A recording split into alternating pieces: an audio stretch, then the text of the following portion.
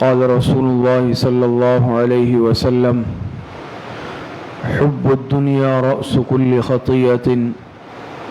جناب رسول اللہ صلی اللہ علیہ وسلم کا ارشاد مبارک ہے، دنیا کی محبت یہ ہر برائی کی جڑ ہے، یعنی دنیا کی محبت، حب دنیا یہ ہر فتنے کی بنیاد ہے اور ہر برائی کی جڑ ہے۔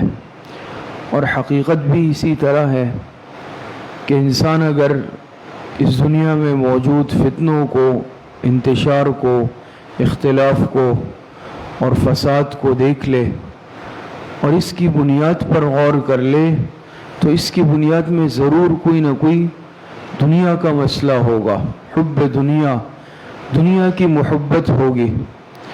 تو جس انسان کے دل میں دنیا کی محبت گھر کر جاتی ہے، پھر وہ انسان دنیا کی محبت کی وجہ سے آخرت سے بھی غافل ہو جاتا ہے اور دنیاوی رشتے بھی اس کے کمزور ہو جاتے ہیں۔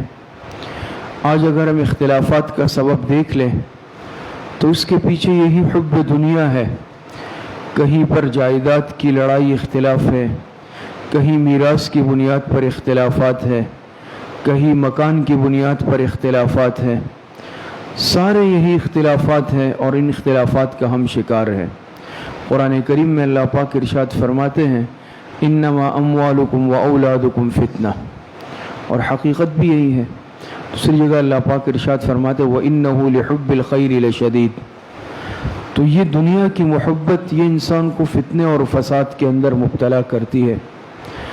مولانا روم رحمۃ اللہ علیہ فرماتے ہیں چیست دنیا اس خدا غافل بدن، نیک ماشو نقرؤ فرزند و زن۔